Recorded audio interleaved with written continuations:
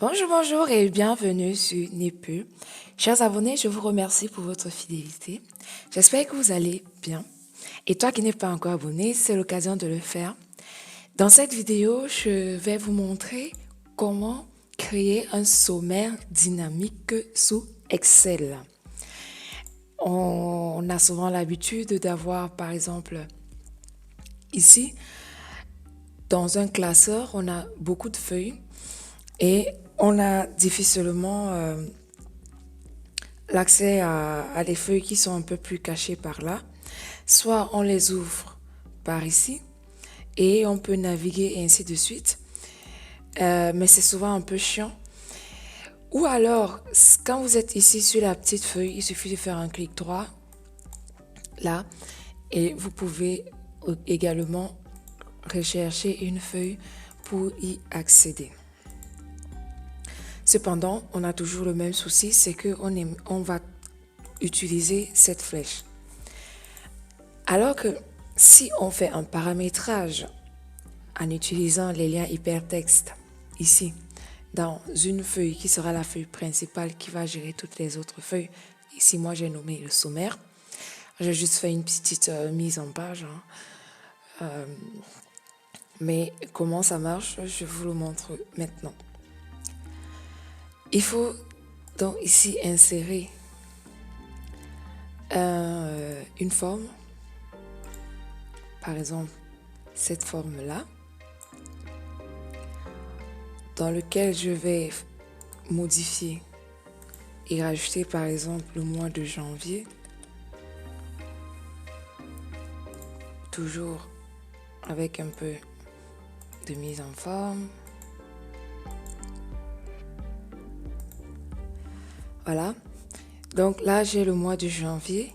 J'aimerais qu'en cliquant sur ce bouton, je puisse accéder à la feuille ici de janvier. Donc là, pour l'instant, on n'a pas de fonction derrière. C'est pour cela qu'on a la souris et la croix. On va faire ce paramétrage sans utiliser Visual Studio Code. Donc Visual Basic dans Excel. Et pour ce faire, il suffit de cliquer droit dessus et de faire ajouter ici un lien. Donc on va cliquer sur lien. C'est un lien hypertexte. Et là, on va lui dire d'aller chercher dans le document existant. Là, on peut aller chercher sur notre ordinateur. On va juste ici dire dans le document, l'emplacement du document existant. Et on va ici choisir janvier, vu que ici c'est janvier, et on fait OK. On peut également dire à notre curseur d'aller chercher, je vais juste te faire ici, non, somme.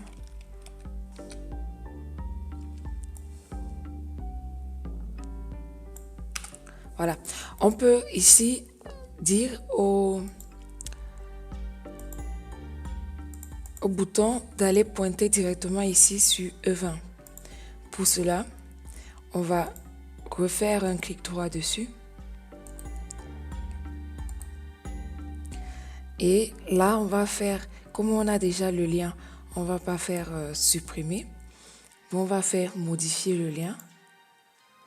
Et ici, on a dit que c'était E20.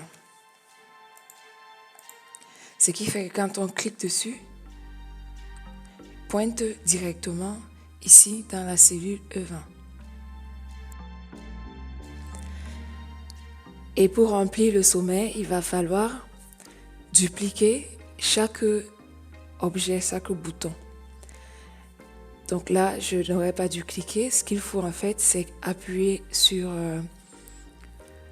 CTRL et en même temps clic pour pouvoir déplacer assez facilement. C'est une astuce qui marche très bien pour vous éviter en fait de cliquer sur chaque objet, de copier, ensuite de coller et de déplacer. Donc là, je sélectionne par exemple 2 objets. J'ai juste à appuyer sur le clic et également sur CTRL pour pouvoir déplacer plusieurs objets. Là, je l'ai fait avec 2, mais on peut le faire avec plusieurs. Ensuite, on va modifier pour mettre les mois.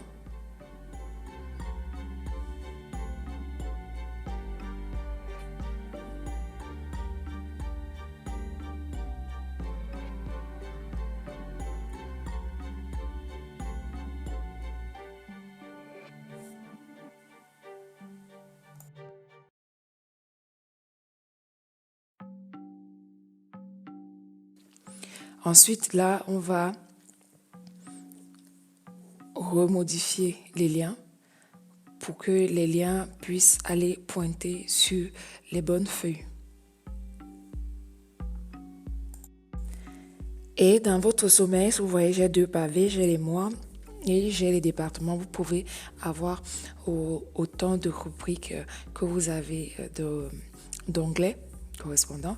Vous pourrez par exemple gérer aussi les revenus, les stats, les employés. Donc, mettez autant d'objets et de boutons accessibles que vous avez de feuilles. Et il faut également s'assurer de ne pas se tromper de feuille. Après, si on se trompe, c'est pas grave. On fait juste modifier et on choisit la bonne feuille. Là, maintenant, nous sommes bien contents de pouvoir accéder à chaque feuille. Mais quand on est dans la feuille, pour éviter d'utiliser la flèche, il faut bien qu'on puisse revenir au sommaire. Pour cela, on va créer un bouton dans chaque feuille. On va renommer en mettant sommaire, par exemple, là, dans janvier. Et on affecte la feuille de sommaire. On peut également dire qu'il faudrait que ça, comme tout à l'heure on l'a fait pour les mois, on va aller affecter une cellule particulière. Voilà. Et à présent, lorsqu'on clique sur le bouton, on revient au sommaire. Et il suffit de copier cela et de coller dans toutes les autres feuilles pour permettre une navigation facile.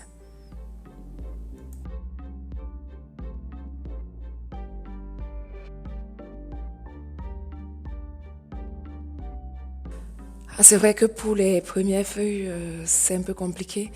Mais j'ai compris en fait qu'il faut juste que je clique sur une cellule particulière avant de coller et ça se met à l'emplacement. Sinon, vous pouvez déplacer, il n'y a aucun souci.